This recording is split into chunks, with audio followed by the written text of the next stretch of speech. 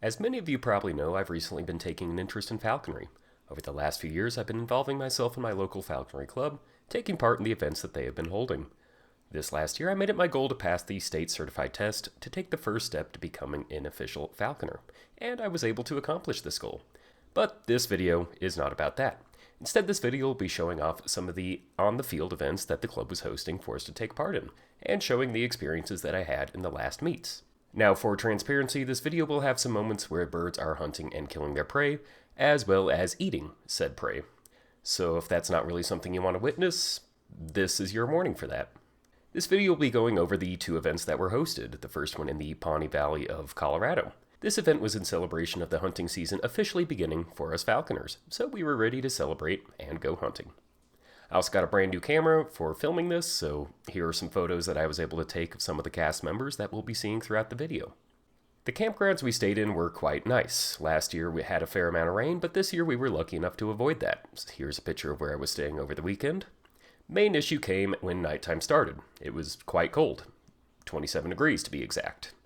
Didn't get much sleep on the first night, but it's all part of the experience. Once the sun came out, we formed a few hunting parties. First place we went was already being used by another hunter, so it was a no-go. And on our way to the second location, there was an eclipse. Can't really see it, but it was there. Once we got to the field, our president Roger brought out his red-tailed hawk, Bonnie.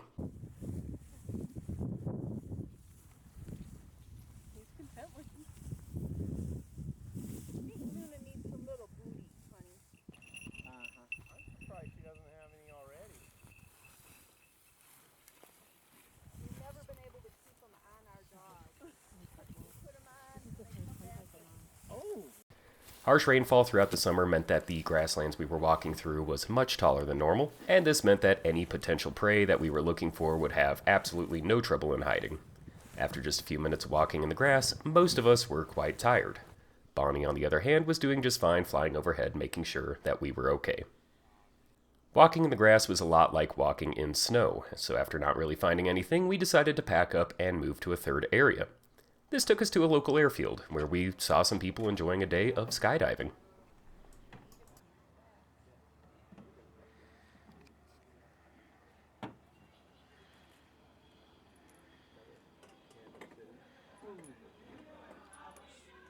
We were very interested to hear about the skydiving, and they were equally interested in learning about falconry. So, making friends there was not very difficult, and once we started looking in the field, we knew that we were in the right place.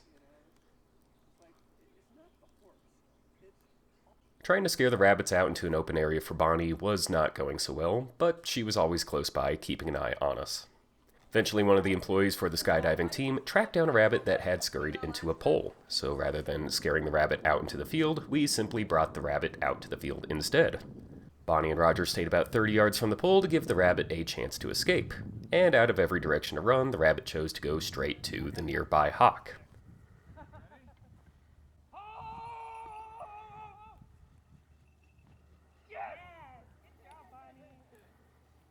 Now, normally the rabbit running towards the hawk makes it a lot more difficult to catch, but with Bonnie's many years of experience, the rabbit stood no chance.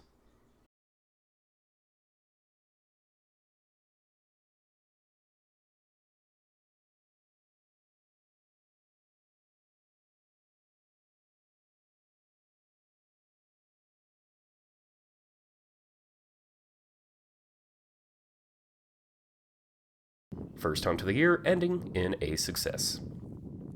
Nice work, Raj. Thank you, Pipe. Way to kill the game, Bonnie.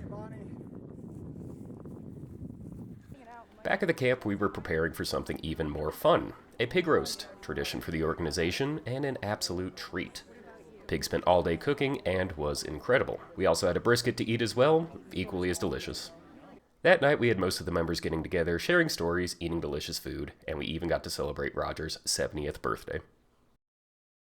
Temperature was also 40 degrees, which was so much better than the previous night. Slept like a baby. We went out on some hunting parties the next morning, but were not as successful as the evening before. Now, most falconers who have a falcon spend the season hunting with the falcon many times a week, but for me, someone who doesn't have a falcon, I don't need to worry about taking care of one. I attended a few local meetups, got to do some presentations for World Falconry Day, but for the most part, I stayed off the fields for the season. Our next event was a winter meet near where we had our camp out. Luckily for all of us, we were able to book a local hotel for us to stay in. So we got here, nice queen bed, got microwave, mini fridge, all the stuff you need right here. Coffee, more of a tea guy. They got that downstairs, so we could have some of that. Little area to keep all your stuff. I don't need any stuff. Everything I needed just in that bag there. And, pretty nice mirrors. Overall pretty nice. Also got a nice view. Golden arch in the back there. Over on that side, nice open field. It's pretty good. We have this plug here that says, "Do not disconnect." I have not touched that at all, so I'm not going to plug it back in. That's for someone else to worry about. Yeah, all this, 3 days, 2 nights, $150. Can't complain about that. Get some food, good view. Pretty happy with it. Oh, also, got a heater down here. The AC was on full blast when I came in, but now this room's nice and toasty, so super comfortable. See what the weekend brings us. The next morning started off quite wet, but we soon headed off to a local farm to do a demonstration. We gathered to witness a very unique demonstration. Instead of hunting for the various prey, we set up a box trap, which simply had the prey in it. Once the bird was in position, we were able to spring the box trap, and the chase was on. The birds that we were using were pheasants picked up at the local prison. Not sure how, but that's what it was. Maybe they were jailbirds. Roger was first to go again, but instead of using his red-tailed hawk, he was hunting with his peregrine falcon. You'll notice that the falcon hunts differently than the hawk, where the hawk is oftentimes sitting either on the fist of the falconer or on a nearby structure. The falcon was soaring above, ready to strike when the time came.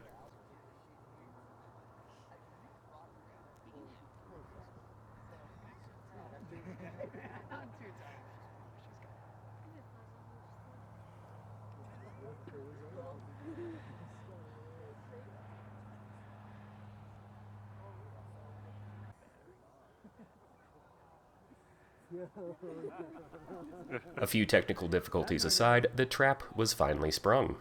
Get it, get it.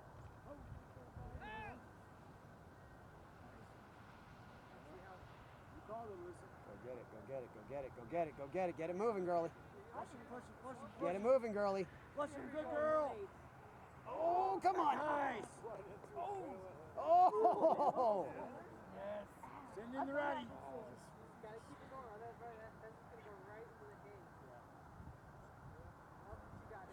She got it. I think we need to move the trap this way. Yeah.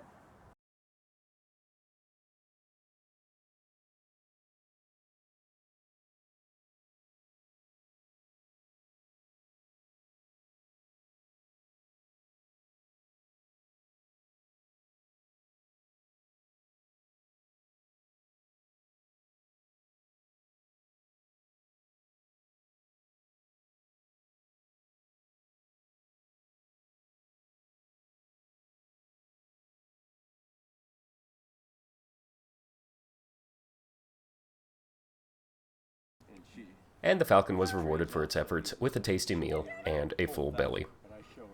This isn't actually the pheasant that the bird was eating, this was a different meal prepared beforehand. It's very common for falconers to replace the potentially diseased meat with healthy alternatives for the sake of preventing disease or lead poisoning for the bird. The pheasant instead was enjoyed by another friend of ours.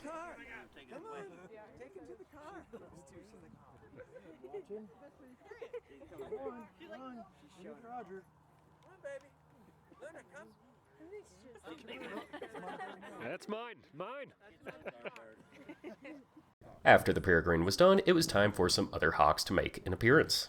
Events like this are not only good for the hunters, but also good for the animals involved. You'll notice that in this clip, the trap is not sprung until the dog is able to locate the pheasant and properly point it out. So not only is this educational for those of us who are watching, it also allows the animals to get the much needed experience in a much more controlled environment.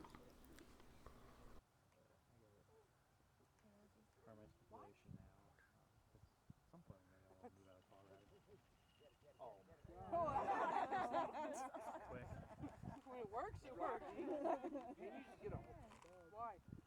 The dog? That's his dog. Yeah, I know. His dog needs to learn not to stick his face in the midst of a bird on. I mean, that's what gosh dogs do.